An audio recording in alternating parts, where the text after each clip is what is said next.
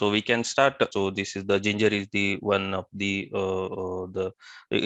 best tool to choose the new project. So because it supports the multiple platforms, not only in one platform. So when we go with the Selenium, it supports only web applications. So that is this tool is supporting multiple platforms, so we can automate all the back end, front end, and window based, Java based, all the applications. So you will come to know going forward.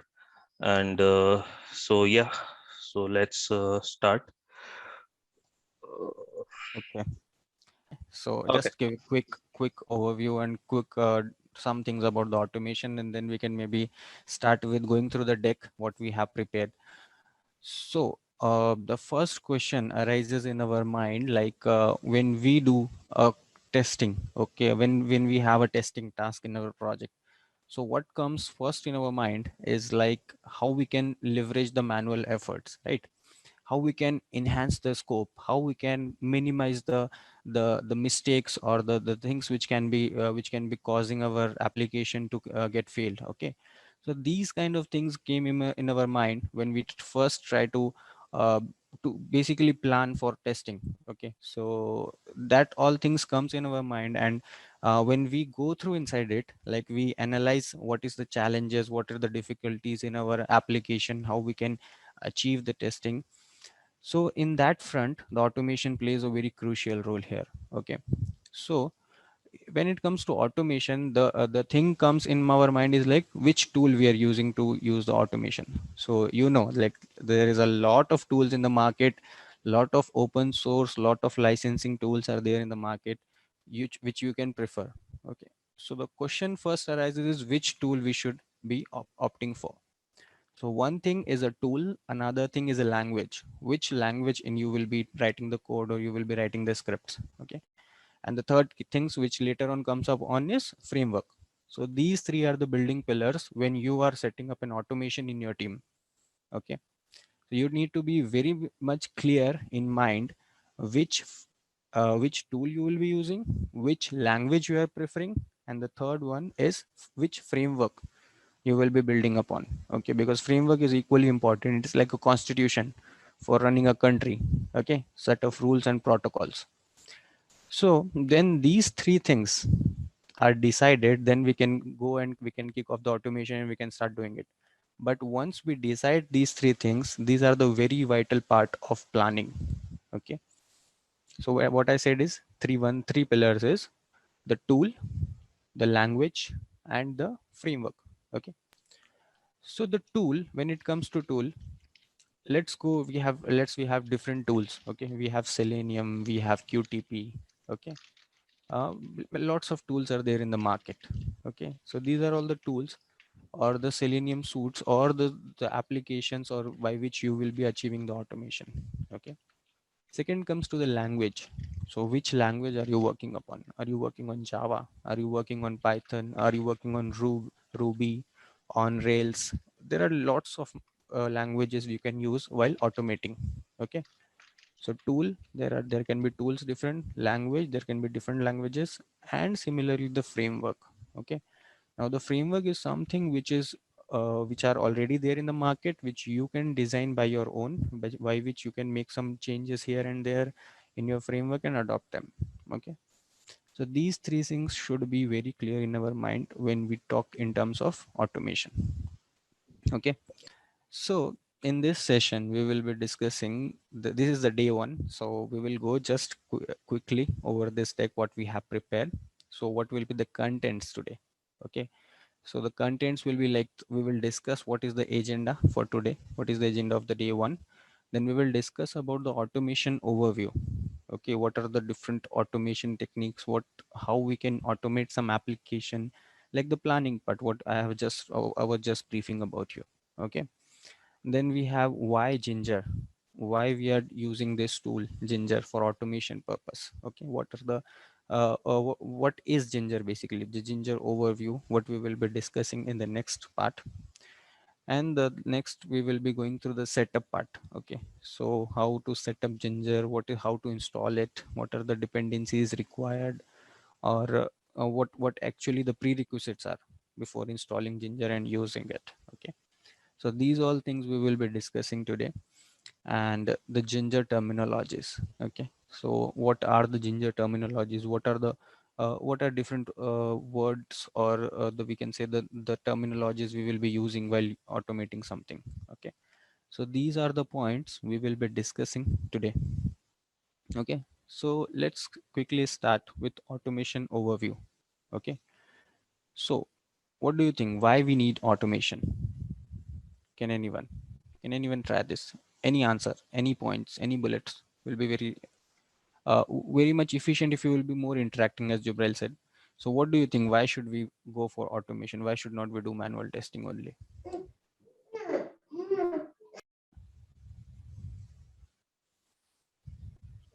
To execute more faster. Exactly. And Okay, yes. what else? Accuracy, Sorry. as additionally accuracy. Accuracy, wow, perfect. Any other points? One is saying faster, another one is saying accuracy. Any other points when it comes to your mind, like why automation? Why should we go for automation? Repeatability, like you can repeat it without much effort, and Okay, also, reusability. Okay, yeah, repeated efforts. Okay, perfect. and also there are certain scenarios which are almost impossible to even test manually. For example, Okay, okay, okay. So there can be example some scenarios. comparing Yeah, files is so difficult manually and error prone. exactly, exactly. Perfect, perfect example. Okay, some scenarios which are more complex while doing the manual thing, we can do it easily via automation. Perfect. Anything else?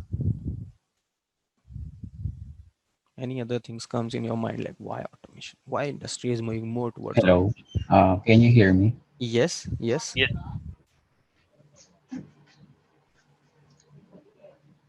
Yeah, we can hear you. Go on.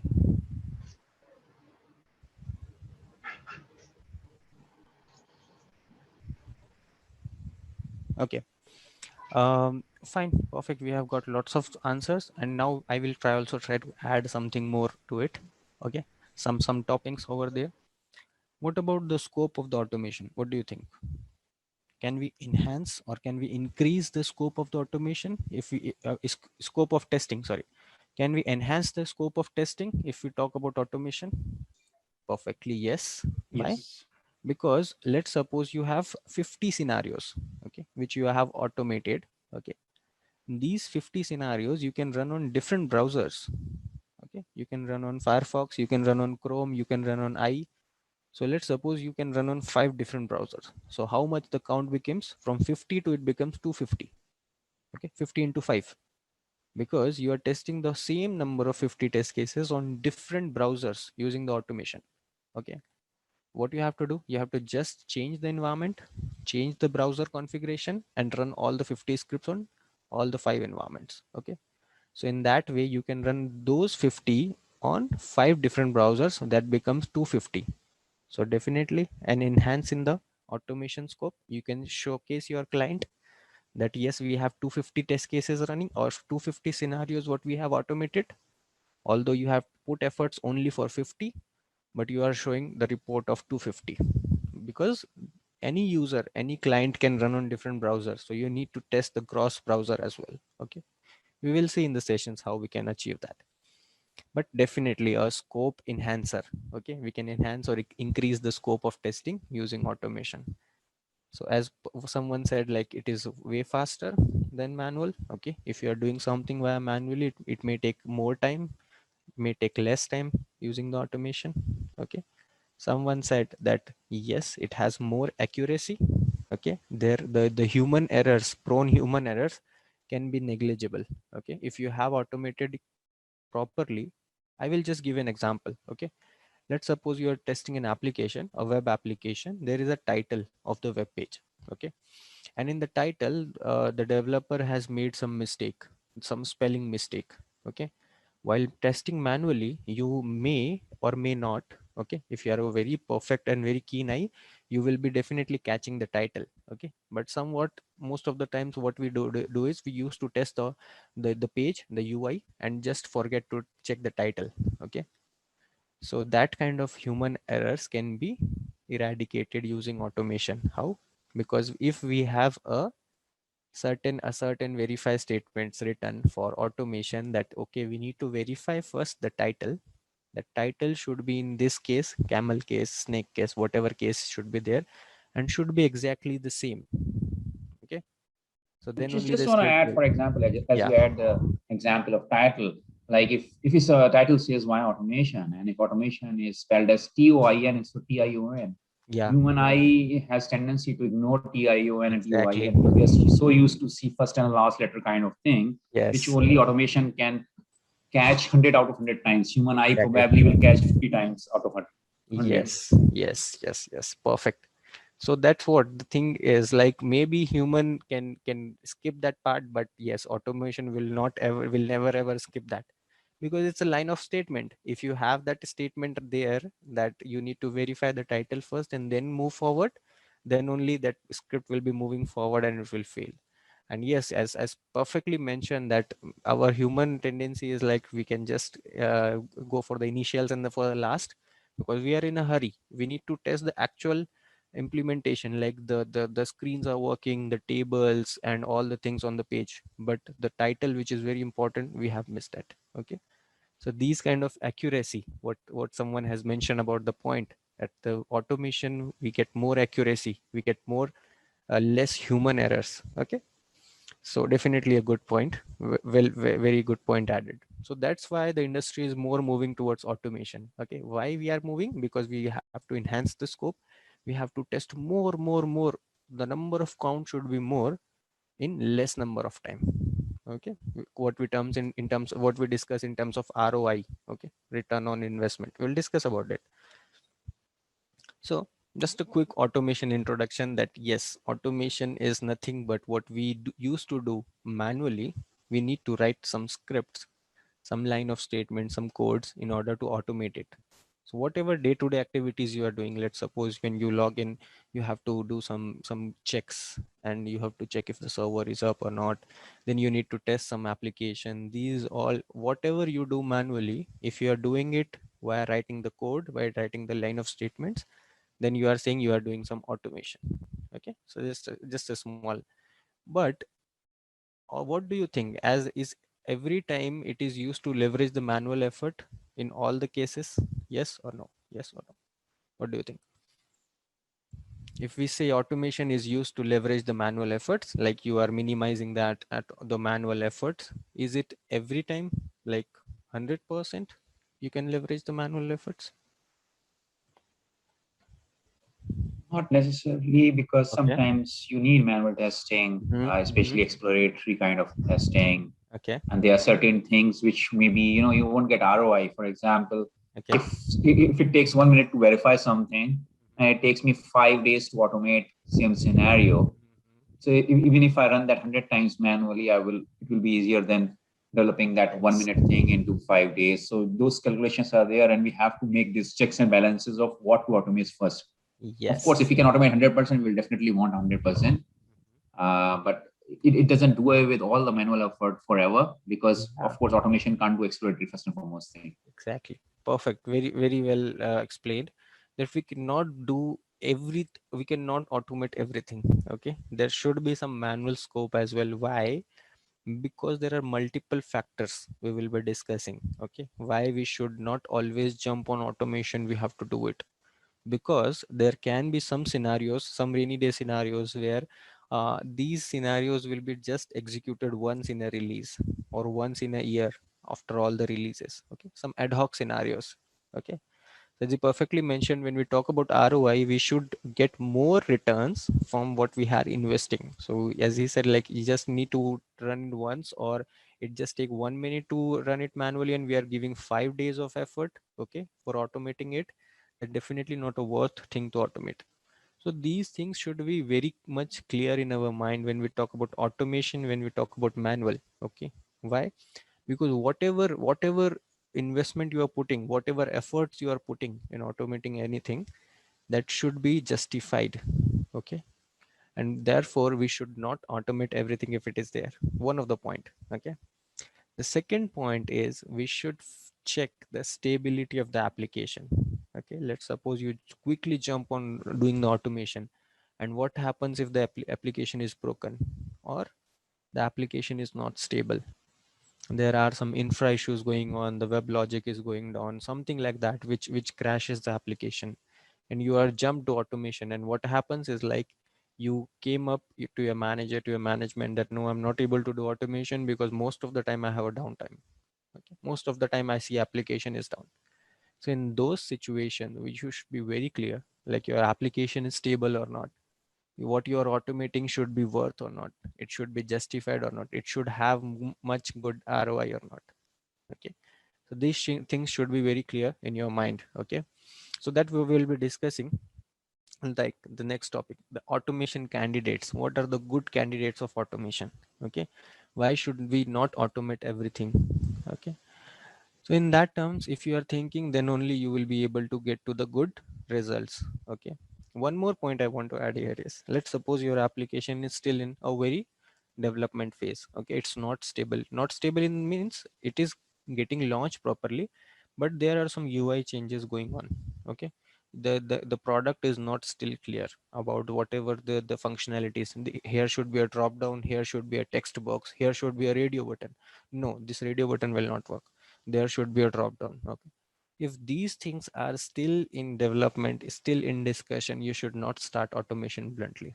Okay, because what happen is, when you start the automation, when you start doing the automation, you start writing the scripts, you will be having more maintenance than development, because whatever you do today, you have to change it tomorrow. Why? Because yesterday there was a drop down, now they have changed with a radio button.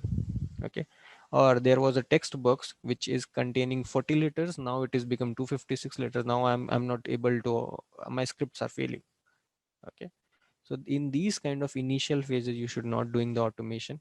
Definitely you can go for some checks or something, but you should not go directly automating an application where still the discussion is going on, the product is still not clear about the requirement from the clients and all. If it's a stable application, then only you will start the automation. Okay, so thinking in terms of what are good automation candidates is very, very important. Okay, clear till this point? So one more point I want to add here is the complexity. Okay, so let's suppose there are frames. Now what is frame we will be discussing, or there will be some SVG elements, some image elements, as Suhail has mentioned. Okay, so there's just a quite less difference in the pixels, red, green, blue color, and then only you will be validating it. And it, what happens, out of 100 times, 5 times it always fails. Okay, some flaky test. What is flaky test we will discuss more, but some flaky test cases are there which always fails. Out of 100 times, 5 times, every time, every 5 times it fails. Okay, and why it fails? Because the screen resolution changes or something like that. Okay, so these kind of complex scenarios where we have frames, where we have complex controls, we should not automate it. Okay, because you will be not sure out of 100 which iteration it will be failing. Let's suppose it fails on 87th iteration. Okay, or 94th iteration. How you will be clarifying your client that these 94th interaction or the 94th iteration, 93 times it works fine. Okay, the next time, 94th time, when it executes and it failed, and you will say, okay, this fails out of 5, out of 100 every 5 times, I cannot guarantee that. That doesn't sound good. Okay, so these kind of scenarios you should not automate it, because your reports will be red. Okay, and always the management and the client wants to see the green reports, the Mhm. past reports. Okay, Okay. perfect. So next point is advantages of automation. This thing we have already discussed much, like why automation is more of advantage of automation. But just one point I want to add here is, when we talk about the advantages, okay, it is more in terms of financial. Okay, in terms of more returns. Okay, because most of the time what happens is, like, you have a project where you have 40 manual testers, that 40 manual testing efforts can be justified using 5 automation candidates. Okay, a very big statement here. Okay, because here we are talking about less number of people recruiting. Okay, in terms of automation, if 5 persons are doing the automation, they can leverage the manual efforts of 40 candidates. Okay. But as always mentioned, like manual testing always have a scope there. We cannot automate 100%. So definitely manual testing will always be there. But yes, we need to upgrade our skills. We should not put our efforts, more efforts in doing the manual if we can automate that. Just a baseline. Okay. The bottom of this, the sessions will be, we should not always do manual testing if we can automate it. Okay. But definitely manual Okay. will have their scope. So ROI, return on investment, more of a management term here. Okay. Why? Because we are putting some investment. Okay. Investment in sense we have purchased the tool license. Okay. Investment in terms we have hired some resources. Okay. With that we will pay you this much. We will pay you this much. So in terms of investment, we can discuss like, yes, we are giving people this much of financial, and this much we are putting for the tool licensing. Okay. What else? The investment part. What actually we will be doing for the investment part? Okay. One is the tool. Like someone said that they have worked on QTP. Okay. Which is nothing but UFT. Now the Mm-hmm. upgraded form is unified functional testing, UFT. One of the tool used for automation. Okay. But it is a licensed tool. Okay. Quite high license tool. So the price is very high for this particular tool. Okay. So you are putting some investment, right, in purchasing the license and doing some. So first of all, you will do some POC kind of thing. Okay. Proof of concept, like this tool is working fine or not. So putting efforts there in terms of investment, and trying to get some returns over there. So what is return in terms of? Return in terms of leveraging the manual efforts, returns in terms of increasing the automation scope. Number of deliveries. Yes, correct. Number of scenarios to automate. Perfect. Mm-hmm. So these will be your returns. Okay. So always think in that terms, in any general way. Okay. In any our day-to-day life, whatever we do, whatever we invest, we want more of a return. Okay. And that's why we should always keep in mind that in our project, if we have a working team of 5, we should always think in that terms, we should get more returns than investment. Okay. And that's why the whole concept around like why we are doing here, why we are doing the automation. Okay. So the whole concept lies over there only. So this is the first step. So one of the things, as I already mentioned, that the factors. Okay. While we were doing the automation planning. Okay. So the factors, as I already mentioned, the complexity of the application, the stability of the application, availability of the environment. Okay. The application is available only for 2 hours in a day, let's suppose. Then why we are automating it? Because we have just 2 hours of window where we can do manual as well as automation. Okay. So then how come we will be managing like after only 2 hours in a day and there are 5 or 6 testers? Okay. So how we will be managing the availability of the environment? So that is also one of the key factors. Okay. The another one is the load capacity on the environment. Let's suppose the environment can only have 4 instances and you are running 16 instances. You want to run 15 instances and you have not think upon in that way, while automation planning, that we will be having more instances and we have less server bandwidth. Then how we will be managing that? Because the environment will crash ultimately, because you are putting more load what is expected. Okay. And most of the times while running this automation, we used to do parallel executions. With parallel I mean, say you just launch the scripts and it opens 5 different browsers. Okay. Now a team of 5 running, everyone running on 5 instances, it become 25 instances, and the application is too slow, that the page is not getting loaded. You are getting lots of failures in your, because you have added a wait. Okay. You have added a wait time. that after this time my execution should start, or that after this this will be my next step, this will be my next step. But even after that particular amount of time, it is not getting loaded. Why? Because there is a lot of load on the different from different instances. So these factors should be very well considered: the system requirements, the load, the instances we will be running, everything we should be planning. In the planning meeting only we should be discussing about these things. So these are the factors. Okay, so maybe out of like 8 or 9 points what I have mentioned, maybe two of the points will came in your mind. Oh yes, Pratik in that session mentioned that, right? We have to check for the availability of the environment.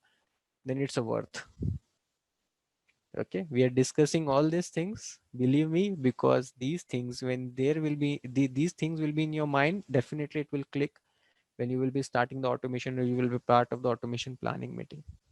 Okay, so always things in that terms, that you are a tester, you need to think out of the boundary conditions, where exactly my application will broke, or what will be the limitations of my application.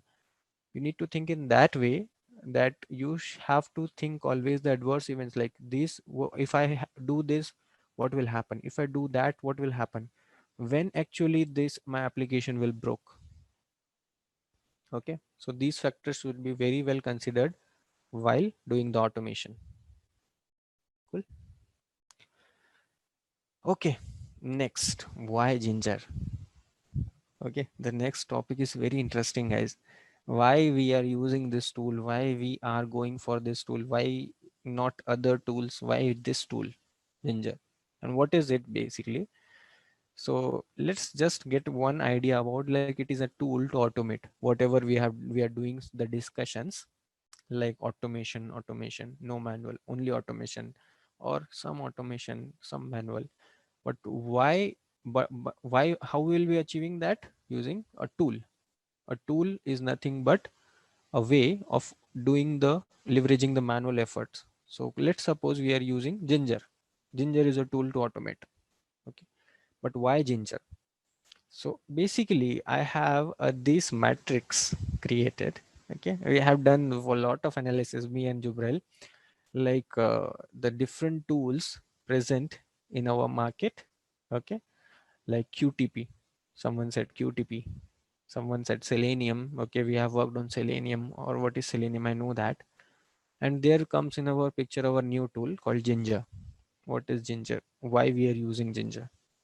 Okay, so first, in terms of cost, okay, you can see the QTP is a licensed tool. Okay, QTP is a licensed tool and very expensive. Let's suppose you have a team of 5, so you need to buy a corporate license or an individual license for all the 5 persons. Okay, so definitely not a plus if you are always talking in terms of good ROI. Remember, we have discussed in the previous deck, previous slide, that ROI should be high. So how ROI will be high if you have a license tool? Okay, you should have an open source tool. So Selenium is open source, perfect. Okay, the Ginger is now an open source tool. Okay, it is it is presented currently as open source tool, because you should not, you don't require any license or any require any permission to use it. It's open source. It's the code is, even the code is present there. The tool code is also in the GitHub repository, which is an open source. Okay, so anytime anyone can use it, can make any changes by their own, how they want to use it, and it's an open source. So the thing comes in our mind, like, what is open source? The question should, you should ask me question, what is an open source tool? What does that mean, word mean, open source?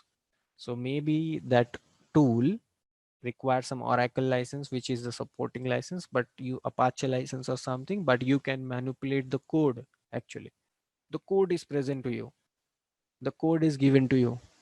The company has written a different tool, a dedicated tool, but it mark it as an open source. That means the company is sharing their code as an open source in the market, that okay, you can take the code, you can do whatever changes you want as part of your requirement, and you can use it anywhere. We are giving you license.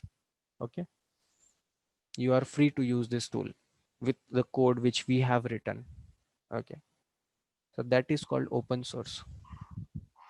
Clear? So what do you think, why people are doing this? They have done some investment over there, right? Like suppose the Ginger tool, they have done a lot of things, lot of efforts, maybe 1 year 2 year to prepare this tool, and then it became open source. Or let's suppose about Selenium, let's talk about Selenium. If you check the history of Selenium, it started from around 2002 or 2000. Okay, and now, I mean, since then it is open source, but most of the tool you see in the market, like the robot framework code, okay, another framework which is developed by Nokia Networks in 2008. Okay, but now it is open source. After 2008, they have marked it as an open source. So any thoughts in our mind why people are doing like these things, why they want to why they actually want to give it as an open source? What is their benefit in that? They have put a lot of effort there, 2 years, 1 year, 3 years in preparing the tool, and then it became open source. Why? What is their benefit in that? Because we all know that they should get some benefit, right? They have something in their mind, like why it became an open source. I can't say much about Ginger, but different, Any generic, don't different talk teams have about. different agenda. Even for example, Yeah, yeah. Android is open source, and Android comes off Linux, which is again open source. Mm-hmm. So Android actually is open source. It helped, bringing a lot of developers to platform, and people who are very Yes. comfortable with what exactly Android is. So Yeah. Google actually doesn't charge a dime for Android, but Google has a lot of control over Android, and it made it very popular Yeah. because people have so Google made money out of this indirectly, not directly, but Yes. still, just one example I could give you. And Correct. Red Hat, for example, is open source, but Red Hat's enterprise is Mm. still is open source, but Red Hat charges a lot for support and everything for Yes. that Linux. So the enterprises pay for that support, though they get software for free. So they're making money one way or another. Exactly. Ginger, I'm sorry, I'm still new to Ginger, so I'm not sure what is Yeah. the rationale behind it being Mhm. open source, We'll come on it. making it Yeah, free. Yeah. definitely. We have to And a lot of discuss that. times, and a Yes. lot of tools actually, like original Linux, which Mm-hmm. was benign open source, where it was initially developed, and the developer's intention was not to, it was not a corporation per se, and they didn't Mm-hmm. want to make money out of it. A lot of such products are there where these Yes. developers, individual developers or team of developers, which are benign developers, which are not Mm-hmm. after money or something, they just want to contribute to the community, they go and make it open source free for everyone. So they never intend to make any money out of that, by the way. Yeah. Yeah. Perfect. So one thing which Suhail has mentioned very fine is like the the things which they make it open source is in parts. Suppose they have something which is called community edition and something we call it as a professional edition. Okay. If you talk about JetBrains is nowadays very much used in IntelliJ, in PyCharm, and every Android Studio, any to any IDE, integrated development environment you see where you actually write some code. The editors basically, they have professional licenses, they have community edition. So in the community edition, anyone can use and do anything in that community edition. But there are some things on top of it you will require license. Okay. Some things in the way that some complex things which you want to do some end-to-end kind of thing, then there will be requirement of professional the version, and you need to download the professional one which requires a license. So one thing is that what the market is currently doing is like they just launch a community edition which anyone can use, it is an open source. But something on top of it, if you want to do some integrations, if you want to do some enhancements, or if you want to do some more integrations with the third party apps or something, then definitely a professional version will be need to be upgraded with license. Okay. So if we are doing giving something, okay, with a license, always nobody will use it, everyone will restrain. Why? Because we don't know about it, and in the demo part or in the pre-sales, nobody is that much flattered like, okay, I will be using this tool. Okay, so what they used to do is they used to provide the community edition. Okay, free, use it as a free, but you will require certain, after certain time you will require some professional things, some licensing things. Okay, so one point is this one. The another point which Suhail has definitely mentioned correct is, right, like the Android. Okay, they have marked it as an open source, but after that the applications, the installs and everything, the ads on the applications that give a lot of revenue they give. So these are the different models, okay, business models by which in one way or another where they are getting the revenue. Okay, some organization, what they used to do open source with doing it open source, their intention is that the people should get more idea about their tool, so that the people should more using it, and we should not get more difficulty in hiring those candidates. Because if you are making it as an open source, then only people will be using it, then only people will be adopting it, and then only we will get the required skills of the candidates. Otherwise it's a tool and nobody can use it, so therefore definitely there will be a dependency on this particular persons, that only, okay, these 5 people only know about this tool, so they have their good dependencies. I don't want that dependency, let's mark it as an open source. So there are different kind of things or business models by which due to which the tools are getting open source. But definitely open source tool can be used with anyone, by anyone and anyway, and you can get the code. Okay, so in that terms we are talking. Now coming to the Ginger, why they have marked it as an open source is like the tool they were using, the tool is nothing but they have the integration of different kind of applications. Okay, target applications we will see. So you can automate a CRM or a Java application, you can automate a web application, you can automate a Unix application, you can automate with database, you can automate with API, backend automation. So all these things when clubbed together becomes a new tool called Ginger, by which you can automate end to end using different target application. So if you talk about QTP, coming back to the next point, the QTP is only used to automate the window based applications. Okay, more and Yes. more it is used for window based applications. Like suppose you have a window based application by your organization, you need to get several object repositories and set of objects, so that is only for the window based application, not for the web based applications. Okay, Selenium is never used for window based application, it is only used for web automation. Okay, but Ginger can be used with any kind of target application. Maybe it's a Unix, maybe it's a window based, maybe it's a command prompt, maybe it's a Unix, or maybe it's a API, maybe it's a Java. So these kind of cross platform application testing or automation testing we can use achieve via Ginger. Clear? The second thing, workforce. Okay, as I was mentioning, the workforce is very much important, because who will be automating it? The workforce, the candidates or the resources. So in QTP we need QTP resources. Okay, in Selenium we need Java or whatever language we are using nowadays. Python with Selenium is also in boom. Okay, so developers who should know Python, who should know Java, we require them. They should have a good coding skills, they should have a good knowledge of Java or Selenium. But in case of Ginger, no such coding knowledge is required. Even you can automate from the day one. Okay, you don't need any coding knowledge. Like I'm very new to coding, I don't know that. So no worries, even you are a manual tester, you can automate everything using Ginger, no coding required. So this is one of the main advantage. But logic, definitely it will be required. Okay, like you want to apply a loop, you want to run 5 steps again and again and again until some condition is there. So these kind of analytical thing, or these kind of uh, brain you should have be using that time. Okay, the logics, how you build the logics, but coding knowledge no required. Like I want to define a variable, that variable type should be int, float or something.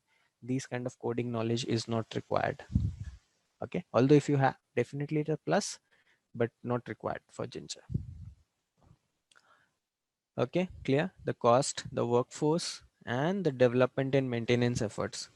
So in QTP, we have a lot of development efforts. How? Because those who have used QTP, they know that if there is a change in some of the object, okay, what is there on the web, you need to click on the developer option, the get the objects and everything, the properties and everything. So in terms of maintenance, QTP has requires high maintenance.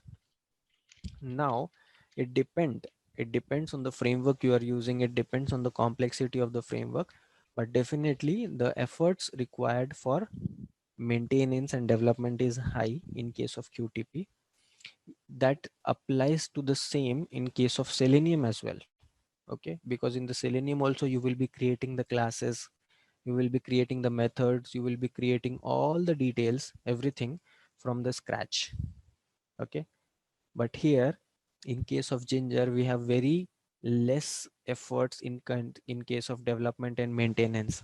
Now how we will look, okay, we will check out how easy is to automate a particular step in Ginger, how easy to execute it, how easy to maintain the scripts.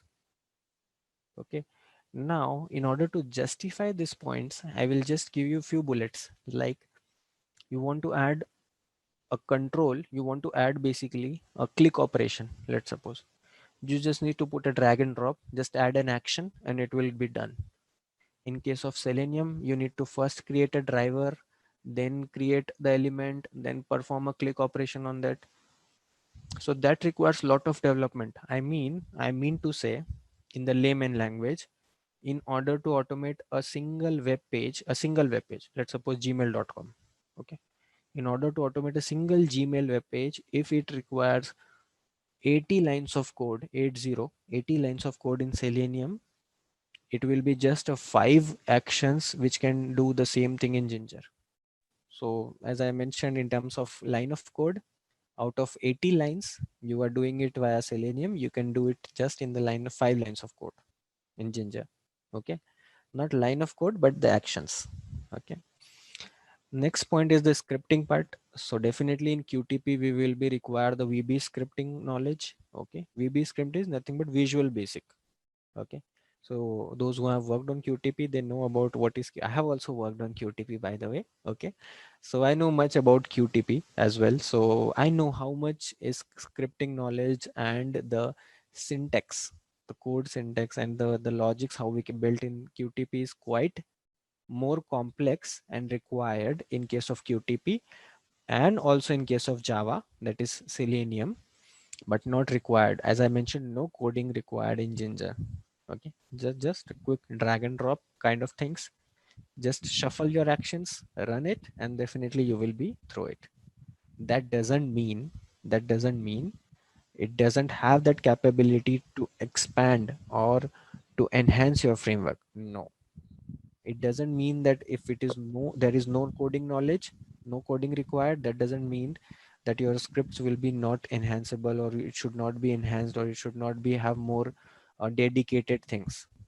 Okay, we have designed that tool Ginger in such a way that it, without coding also, we can do lots of things using our logics and the codes, and you can use that tool in order to expand your framework. Okay, so we will see when we will have a Ginger UI session, okay, look and feel session, then you will get more idea like how actually we are doing that things in our day-to-day life and how we are automating those things. But no coding required in case of Ginger, but in Selenium and QTP definitely coding knowledge will be required, either in terms of VB script or in terms of Java or the programming language what you're using. The next part is the framework size. Okay, so the framework dependency is there, because without framework you cannot automate everything. So you remember 3 pillars I said in the starting of the session. One is the tool, the automation tool you will be using. The second thing is the language you will be using it. Okay, the third thing is the framework. So now we are discussing about the framework. Okay, so in QTP, the QTP is a tool, automation tool. Language required is VB script. Okay. Now the framework. the framework you should be using, any framework you have created or in the present in the market, okay, but that requires a dependency with the framework. Selenium, I hope you have heard about TestNG framework in Java, okay, or the robot framework which is used with Selenium Python. So these are the different frameworks which are present in the market, which you can use it. So these framework dependency is another part. If you talk about tool, either it's a QTP, Selenium or Ginger. If you talk about the language, it can be VB script, Java, Python, Ruby, Perl, C hash, any language you can use. And in terms of framework, there can be different frameworks which is used. So QTP can have different framework, Selenium can have different framework, and in Ginger we have inbuilt reusability framework. What we used to do it via shared repositories. We will discuss about it. So these kind of things easily achievable and does not have a framework dependency. So this is one of the another point. Okay, moving ahead, Ginger overview. So what is the overview of Ginger? Okay, what it is Ginger basically. So Ginger basically is a set of automation tool. That's why we are calling it as an automation tools wrapper, which provides a unique platform. Okay, because you will require a platform. Now what is a platform? What are cross platform? What we will discuss, but it provides a unique platform of automation which can be used with different range of drivers, okay, which can support number of applications. Okay, so now let's discuss about this sentence, what it is basically. So Ginger is a basically automation tool wrapper. So what is a wrapper? So if you eat anything, you eat a burger, you eat a roll or something, you have a wrapper on it, right? Wrapped by something. So basically we have different libraries. Let's suppose for Java, handling the Java application, you need Java libraries. For web part, you need Selenium libraries. Okay. For Unix, we have mediation libraries. For database, we have SQL libraries. These kind of different libraries are already present in market. Okay, that's why the QTP uses the window based libraries, the Selenium uses the web based Selenium libraries. Okay, so each tool uses its own libraries, but now in Ginger what we have is a set of automation tool which is wrapped, by a complete new blanket. Inside that we have different libraries used. So nothing but collating all the different tools present in market, all using those libraries inside a single wrapper, we created Ginger. Why we did it? Because in our end-to-end flow, our flow starts from web application, then it goes to a window-based application, then it go to a Java application, then it goes to API automation, that is backend automation, and then it comes to Unix automation. So in that way, we have different platforms. Now you understand what is a platform? The platform is nothing but on which your application is deployed. Okay, let's suppose you have a window-based application, you have a web-based application, you have a Java application, you have a Unix application. In that way, you can have different platform applications. Okay, so you need to decide which tool you can use in order to automate everything, right? Because you may need to automate web application, you need to automate window based application, Unix automation, API automation. You have to do all in a single pipeline. You need to use this wrapper which is called Ginger tool. Okay, everyone is clear? If you want to go for a cross platform application automation, then there comes the Ginger, by which you can perform end-to-end automation where your flow starts from the web, then it goes to API, then it goes to Unix, and so on and so forth. Okay, now comes the different spectrum of Ginger, like why Ginger and what are the Ginger key features. We called it as key features because it is a shared initialization. Now what is a shared initialization? What are common library functions? Okay, how we can do data reporting, okay, tracking, supporting, how we can integrate it with database, how we can do it via web service or API automation, how we can integrate via Unix or Linux. So these all 6 points, what are there? Okay, these 6 points are nothing but the key features of the Ginger repository or your Ginger tool, that you can have a shared initialization. Now, the shared initializations means the reusability part. The same number of things you have done the automation, you can reuse them to automate several other things. That is called the shared initialization. It's kind of a shared things which can be used with different kind of flows. Just to justify my statement, let's suppose, okay, let me give a very small example. Okay, you have to create a customer. Okay, you have to create a customer with different configurations. Okay, one customer is located to Australia, the another customer is located to US, the another customer is located to India. Now these three customers have different addresses, geographical location. One is in Australia, one is in US, one is in India.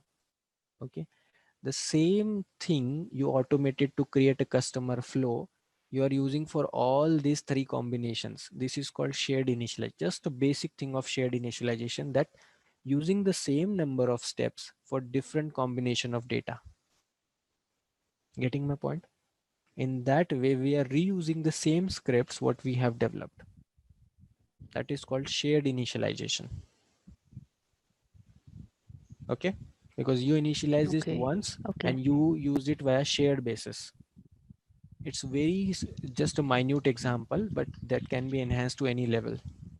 Okay, so this is one of the key feature of Ginger, that you have a shared initialization. You initialize it once and use it at the shared locations. Then second thing comes is the common library functions. Okay, these common library functions are nothing but the reusable code, or the number of the line of statements you have written, you can use it as a common library function that can be used it anywhere. For example, I'm justifying my all each and every point with an example. The first one you already got, shared initialization.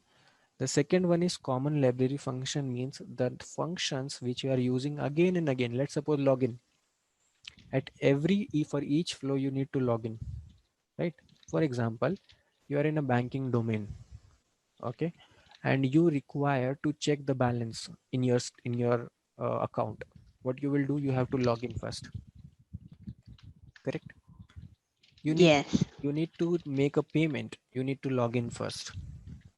Okay, you need to transfer money to someone, to your friend, you need to add a beneficiary, you need to log in first. So every time you perform a transaction, you need to do login. So login is nothing but a common library function you will be using before each flow as a prerequisite. These kind of things we can create in Ginger, called common library functions. You want to run those functions as a prerequisite of each and every flow. We can mark them as a common library functions. Okay, so that we can define in Ginger. The third part, the third feature is tracking, supporting, data reporting. Okay, that means you have a very quiet and very fine way of reporting, of supporting the documents, the data, and the tracking part. Let's suppose you have automated 50 scenarios. Okay, you run 50 scenarios every day. You want to get a good report, HTML report. Okay, that okay, these 50 scenarios executed in this amount of time, and this is the status, pass, fail, or whatever it is. So in that way, we have a good tracking of our automation scope. Okay, because in the planning meeting, we have decided we will be automating 50 scenarios. Now these 50 scenarios need to be executed daily. Okay, because we want to get a good ROI. Okay, so every day we want to run these 50 scenarios and get a good report, get a good tracking of these scenarios. That can be easily achieved via Ginger. Okay, so in good support in terms of tracking, reporting, and supporting data. Now what is supporting data? Supporting data is something, let's suppose at the fifth step your automation failed, so you should get good supporting data as a screenshot. Okay, the scenario failed at fifth step due to this error, and this is the screenshot. This is called the supporting data. So that is very easily achieved in case of Ginger, because most of the times it requires a lot of effort to analyze the root cause. We call it as a RCA, root cause analysis, why automation failed.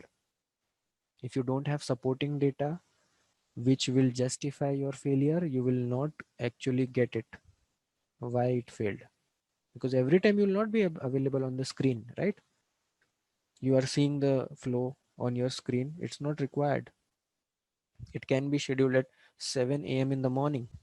Okay, so every day 7 a.m. in the morning it executes, whether you are in office, you have logged in your system, yes, no, doesn't matter. You have scheduled it for 7 a.m. in the morning, and in the 7 a.m. only it failed. Okay, so at 10 a.m. in the morning when you came to office, you should be very much clear why my automation failed, and that you can get only via supporting data. Okay. Clear? So good support in terms of tracking, supporting and reporting of data. And then we have database integration. So someone said like database we cannot integrate. No, we can integrate it, but only to the environments where actually we have the data access. Okay, so database testing, definitely we can integrate it, but only wherever it is applicable. And in 70 to 80% people don't touch database. Okay, because if there's something mishappened with the database, it will create a lot of issues there. Okay, but definitely if we have database validation intact, definitely it a plus for us, because whatever you see on the UI on your screen is coming from database some way or other way, right? So you need to validate what is there in the database, what is there in the UI, that should always match. These kind of testing you will have to do, okay, in upcoming times. So that manual testing can be leveraged using automation when we have a database support, and Ginger readily supports this database testing. Okay, cool.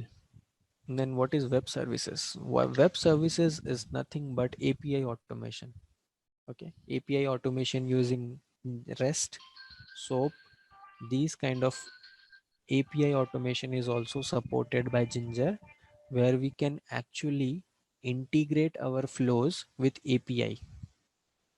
So API automation is nothing but when you want to execute a flow without showing on the UI. Okay, you just run a request. Okay, what is a request we will discuss.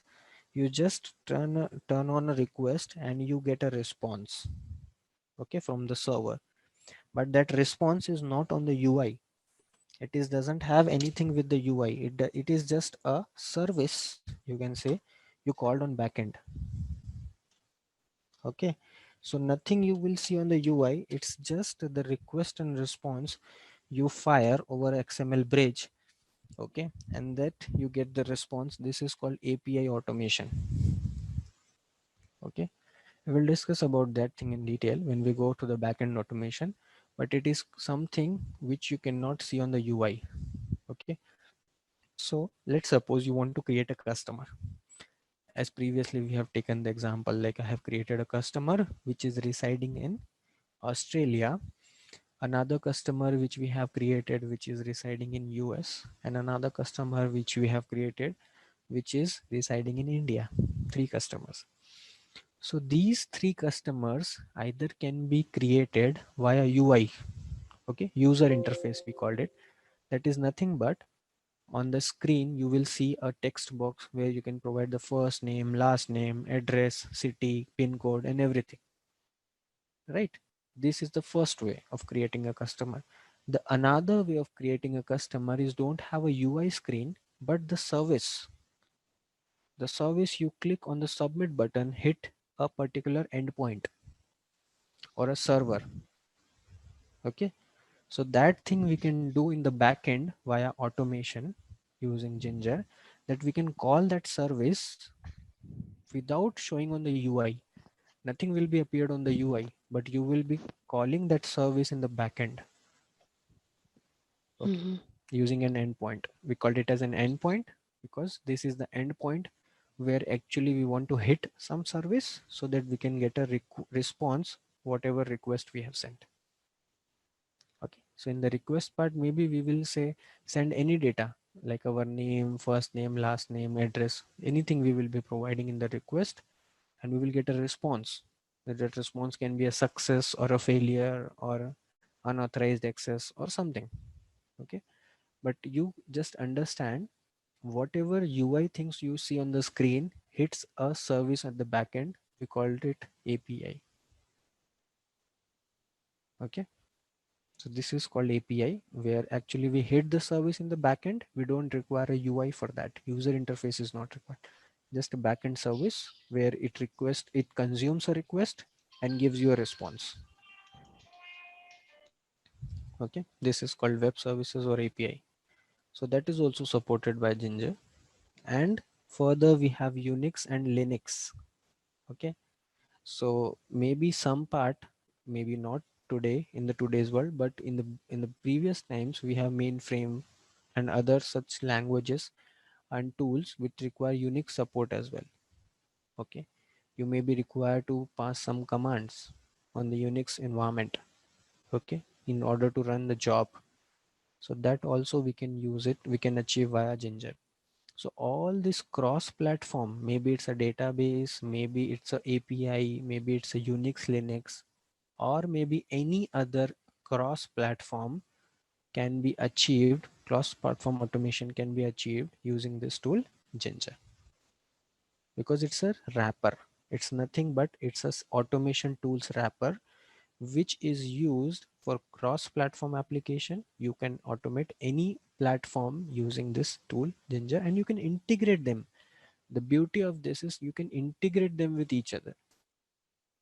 Okay, otherwise what you can do is, okay, I have window as well as web based application in my project. So for window I will use qtp. I already have license, I will use qtp. For web based I will use selenium.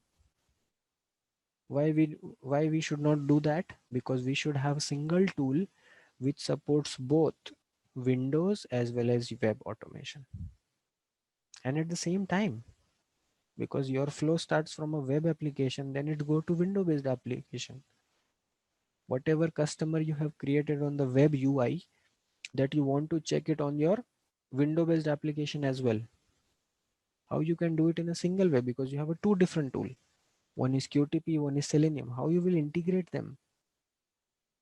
No need to worry, we have Ginger where we can integrate cross platform applications using a single click. You just click on one button, it will start from window based, it will go to web, it will go to Unix, it will validate in the database, it will go into Java, it will go to anywhere. Clear? Clear. Yeah, perfect, cool. So now we have described all these features of Ginger, but in detail. In order to support every point, we have several sub bullet points where we can say that Ginger supports scheduling. Okay, scheduling, what we used to do is we can schedule the flow to a particular time. Let's suppose 7 a.m. in the morning, and every 7 a.m. in the morning it will automatically execute it. So basically what you are doing, you can scheduling the flow at a particular time when you are actually not present in that system. Okay, by that we can have a high usability of our script. Our script can be usable in a very good way, and we can reduce the cost, right? So in that way it is very much required nowadays, because whatever you will be automating, you will be running at a remote time, you will not run at a particular time. Okay, it depends on you. I don't want to run it now, I want to run it at 7 a.m. in the morning or 12 in the night. Mm-hmm. Okay. Okay, so you can schedule it. Further we have parallel execution. So what is parallel execution? It is running on different browsers parallelly, you can say, or different instances parallelly. Okay, so by parallel execution, I was saying we can enhance the scope, You remember in this initial part, we have already discussed that we can enhance the scope using parallel execution. So in that way, our application under test can be tested on different instances at the same time. We call it as parallel execution. Okay. In that we can have shorter TTM. Anyone knows what is TTM? Shorter TTM. It's time to market. Yeah. Okay. TTM is Time. short form of time to market. Now what does that mean? Time to market. These are very much used very frequently used terms. Okay. ROI, TTM. This is very much good terms. You can use it in your presentations on in your you can say the discussions, automation planning discussions and everywhere. TTM is time to market. That means whatever things you are developing, how much time it required to take it to the market. Okay. Let's suppose you have developed a tool. Okay. And that tool required 3 years to go in the market. Okay. Like Google started something today and it will require 3 years to actually reach the market, to actually reach the end user. That is called TTM, time to market. Okay. So whatever, the TTM should be very less, the ROI should be very high. Okay. The time to market should be very less, because otherwise in 2 years you are just developing the automation script. When you're using it, no use of it, right? If 2 years you require only to build your automation, when will you actually get the returns from it? Because you have a very high TTM. Time to market is very high. We should always have less TTM, because the time to market, the things to get deployed or used by the end user should be very less. The time to market should be very less. That's why we can achieve it using parallel execution. Clear, everyone? What is TTM? Time to market. We have to be very much quick, okay, in terms of developing the scripts, in terms of using the script, so that we can have a shorter TTM. Okay. The next point is the reusability. The reusability of the script means how much reuse you do your scripts. Okay. Let's suppose you have 50 test cases. How much you are reusing them out of them? As I mentioned, these are linked to the above point, common library function. Reusability point is always related to common library function, where you are reusing the same thing. Now for each flow, you need a login. You will not write login again and again and again and again 50 times. You will write the login code only once, and it will be used for all the 50 test cases. Clear? So that is reusability. Reusability is nothing but reusing the same line of code again and again and again. Okay. Because if you write login 50 times, what it is mean? What does it mean? You have a very lengthy code that you are not reusing your existing functionalities or existing common libraries. Clear?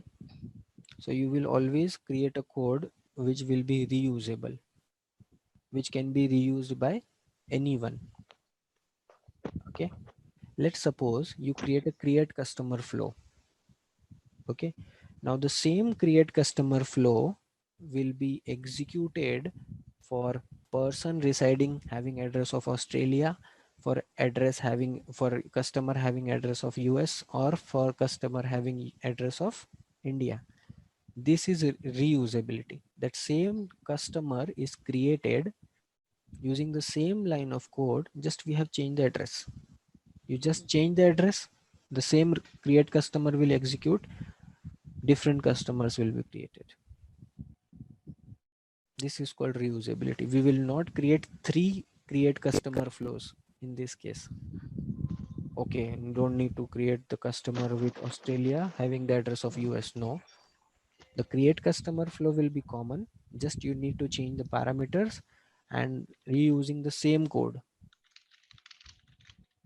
Okay, in that way we can have a good agile efficiency. Now, what is agile efficiency? So agile basically is whatever you develop, you divide them in shorter chunks. Okay, you divide them in short features or in chunks so that it can be getting used by the customer. It should not be that you have put an effort of 2 years and then only it comes to the market and then client is using the whole application. Instead of that, you can provide some features or some functionalities to the customer, so that while you are developing the other functionalities, customer can at least use the developed functionalities, at least starting getting the essence of the application, what it will do, some basic functionalities, and then we will add the complex functionalities. Okay, yes, in the customer can also buy a device, something like that, but that complex functionality will be provided in subsequent releases. But currently we have just provided the create customer, so that customer can actually can basically just start creating the customers. That is called agile. You have a pipeline where you are just providing few things to the customer, so not the whole application, but at least he will be getting some idea about the application, like okay, these things will be there and these complex things will be upcoming, but yes, I know something about that.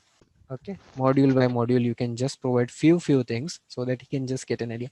In case of waterfall, previously we have waterfall, right? So in the waterfall, what happens is customer is sitting idle. He doesn't have any access. He doesn't have anything. After 3 months, you provide a release in which he get the whole application. Mhm. Okay. So then again, it comes to ROI, it comes to TTM, time to market. Okay. These are things are related with Agile, that in Agile, we are more focused on providing the small testable values or small chunks of modules of data which is actually used by the customer, and then we will be more providing in the upcoming releases. Okay, so if we are reusing the same functionalities again and again, definitely we will get a good agile efficiency. Okay, because you are reusing the code again and again, that means that code can be reused for the next module. Login can be used for creating the payment beneficiary as well. Login can be used to make the payment as well. However, we created login for check balance. We have created login for check balance, right? To check the balance.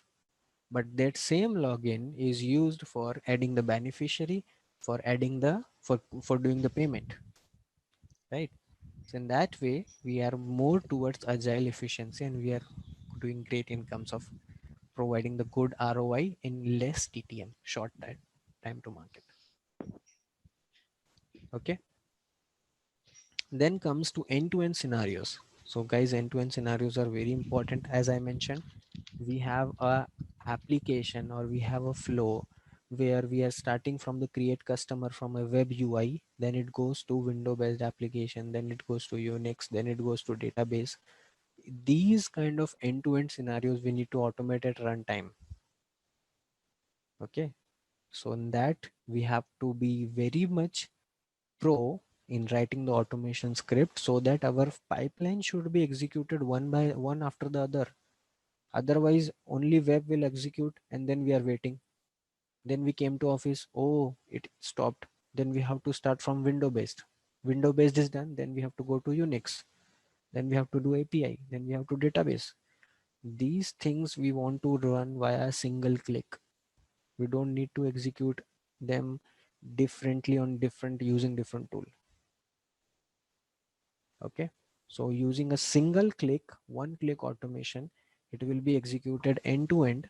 We call it as end to end. Why? Because from this end to this end it should be executed very fluently. It should not stop only after executing the web part, and for window based we have to again execute it, not like that. So end-to-end scenarios can be automated using Ginger, which has complex functionalities. Now the complexity comes in the integration part, right? How web will understand, okay, web part is done and we have to switch to window. How window based application will understand, okay, window part is done and we have to move to Unix. How Unix will understand that Unix part is done and we need to move to database. These integrations are quite complex, and that makes it easy when we are automating using Ginger, that these end-to-end automation can be run in a single click. That is called the end-to-end scenario support using Ginger, and we can achieve that these complex functionalities using Ginger very easily. Okay. Then comes the service based engagement. So service based engagement is nothing but more of a licensing card. So it's a license free, as we have already told that it is open source, therefore widely used in data warehouses and business intelligence test cases, BI test cases, where actually we will be doing some analytical data comparison or analytical data statistics. Okay, as it's a license free, then definitely can be used in any industry, any organization, any tool by anyone. Clear? So these are all the salient features what we can say is of Ginger, that we can schedule it at any moment, we can do parallel execution, we can achieve reusability using common library function, we can automate end-to-end scenarios, we can do service based engagement as it's a license free. Okay, these kind of things we can easily achieve via Ginger. Thank you. Thanks a lot.